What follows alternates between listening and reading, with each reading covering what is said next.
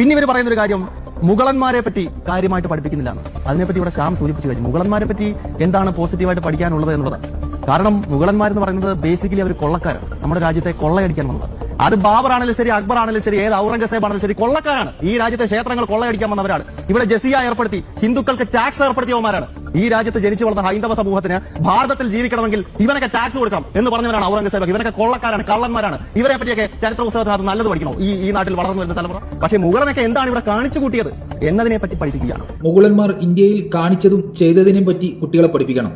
എന്റെ പുന്നാര ചങ്ങായി, മുഗളന്മാർ ഇന്ത്യയിൽ കാണിച്ചതും ചെയ്തതിനെ പറ്റി തന്നെയാണ് കുട്ടികളെ പഠിക്കുന്നതും അവർ പഠിച്ചുകൊണ്ടിരിക്കുന്നതും. ഇന്ത്യയെ ഏകദേശം 700 കൊല്ലത്തോളം ഭരിച്ചിരുന്ന മുഗൾ രാജാക്കന്മാർ ഇന്ത്യയിൽ വന്നത് ഇന്ത്യയെ കൊള്ളയടിക്കാനാണെന്ന് ഒരു ചാണകസംഖി. ദയവ് ചെയ്ത് നിങ്ങളോട് ഒരു അഭ്യർത്ഥനയുണ്ട്. മണ്ടന്മാർ എന്ന് മറ്റുള്ളവരെ കൊണ്ട് വിളിപ്പിക്കാനെങ്കിലുള്ള ബുദ്ധി ഉണ്ടാക്കി വെച്ചിട്ട് വേണം വന്നിരുന്ന് സംസാരിക്കേണ്ടത്. ചരിത്രവും ഒരു കോപ്പും പഠിക്കാതെ ചാനലിൽ വന്നിരുന്നുകൊണ്ട് സംസാരിക്കുന്നു.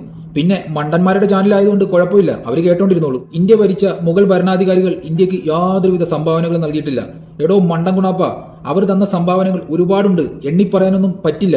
താജ്മഹൽ, റെഡ് ഫോർട്ട്, കുത്തുബ് മിനാർ തുടങ്ങിയ ലോക പ്രശസ്തമായ നിർമ്മിതികൾ കൊണ്ട് ലോകത്ത് തന്നെ ഇന്ത്യയെ തലയുയർത്തി നിൽക്കുന്ന ഇന്നത്തെ ഇന്ത്യയാക്കി മാറ്റിയതിൽ പ്രധാന പങ്ക് വഹിച്ചത് ഈ മുഗൾ ഭരണാധികാരികളായിരുന്നു. ചിത്രകല, സംഗീതം, കയ്യെഴുത്തുകല എന്നിവയ്ക്ക് പുറമെ തപാൽ സംവിധാനവും ഇവിടെ നിലവിൽ വന്നത് ആ ഭരണസമയത്തായിരുന്നു. ഇന്ത്യയിലെ കരകൗശല വ്യവസായം, കൃഷി, വസ്ത്രനിർമ്മാണം, അന്തർദേശീയ വ്യാപാരം ഇവയെല്ലാം വളർന്ന് 17ാം നൂറ്റാണ്ടിൽ ഇന്ത്യ ലോകത്തിലെ വലിയ സാമ്പത്തിക ശക്തികളിൽ ഒന്നായി മാറിയതും ഇവരുടെ ഭരണകാലത്തായിരുന്നു. കൂടാതെ ഹൈന്ദവ സഹോദരങ്ങൾക്ക് വേണ്ടി പ്രശസ്തമായ ധാരാളം ക്ഷേത്രങ്ങളും അവരുടെ ഭരണകാലത്ത് നിർമ്മിച്ചിട്ടുണ്ട്. അറിയില്ലെങ്കിൽ പറഞ്ഞുതരാം. ഉത്തർപ്രദേശിലെ വൃന്ദാവനിലുള്ള ഗോവിന്ദ് ദേവ് എന്ന പേരിൽ അറിയപ്പെടുന്ന ക്ഷേത്രം, രാജസ്ഥാനിലെ അമേറിലുള്ള ജഗത് ശിരോമണി ക്ഷേത്രം, ഉത്തർപ്രദേശിൽ തന്നെയുള്ള ഹരിദേവ് ക്ഷേത്രം, രാധാ വല്ലഭ് ക്ഷേത്രം, കേശവ് ദേവ് ക്ഷേത്രം, ഇത്രയും പ്രശസ്തമായ ക്ഷേത്രങ്ങളെല്ലാം നിർമ്മിച്ചത് മുഗൾ സാമ്രാജ്യത്തിന്റെ സ്ഥാപകനായ അക്ബറിന്റെ ഭരണകാലത്ത് അദ്ദേഹത്തിന്റെ അനുമതിയോടുകൂടി തന്നെയാണ്. ഇനിയുമുണ്ട് പറയാൻ ഒരുപാട്. മാത്രമല്ല ഇന്ത്യയുടെ സുവർണ കാലഘട്ടമായിരുന്നു ആ കാലഘട്ടമെന്ന് ചരിത്രകാരന്മാർ ഇന്നും ചരിത്രരേഖകളിൽ എഴുതി വെച്ചിട്ടുണ്ട്. ഇതൊന്നും ഞാൻ പറയുന്നതല്ല, നിങ്ങളെപ്പോലുള്ള ഒരു വിഭാഗത്തിന്റെ രണ്ടാനച്ഛനായ അമേരിക്കയിലെ ട്രംപിന്റെ ആളുകൾ വികസിപ്പിച്ചെടുത്ത ജെമിനി മാമി പറഞ്ഞതാണ്. ഒന്ന് പോയി പരിശോധിച്ചാൽ മനസ്സിലാവും. നീയൊക്കെ ചരിത്രത്തെ എത്രത്തോളം വളച്ചൊടിക്കാൻ ശ്രമിച്ചാലും ചരിത്രം എന്നും ചരിത്ര സത്യമായി തന്നെ നിലനിൽക്കും. പിന്നെ ചരിത്രം അറിയില്ലെങ്കിൽ അത് പഠിക്കുക തന്നെ വേണം.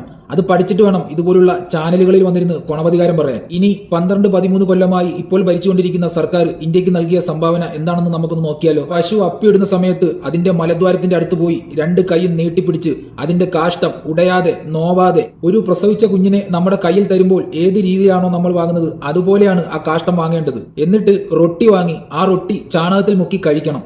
എന്നിട്ട് പശുവിന്റെ മൂത്രം കുടിച്ച് ദാഹവും മാറ്റണം. ഇത് മാത്രമല്ല, കാക്കയ്ക്കും പ്രാവിനും അപ്പിയിടാനും തൂറാനും വേണ്ടി 3000 കോടി രൂപ മുടക്കി പ്രതിമയും ഉണ്ടാക്കി വെച്ചിട്ടുണ്ട്. ഇതൊക്കെയാണ് ഇവർ നൽകിയ സംഭാവനകൾ. പിന്നെ സാധാരണ ജനങ്ങളെ തമ്മിലടിപ്പിക്കുക, അമേരിക്കയിലെ വിഷജന്തുവായ ട്രംപിനെ കൊണ്ട് ഇന്ത്യയെ നരകമെന്ന് വിളിപ്പിക്കുക, ഇതൊക്കെ ഇവരുടെ പ്രധാന സംഭാവനകളിൽ പെടും. രാജ്യത്ത് ധാരാളം സംഭാവനകൾ നൽകിയ മുഗളന്മാരെ കുറിച്ച് നമ്മുടെ കുട്ടികളാരും പഠിക്കാൻ പാടില്ല.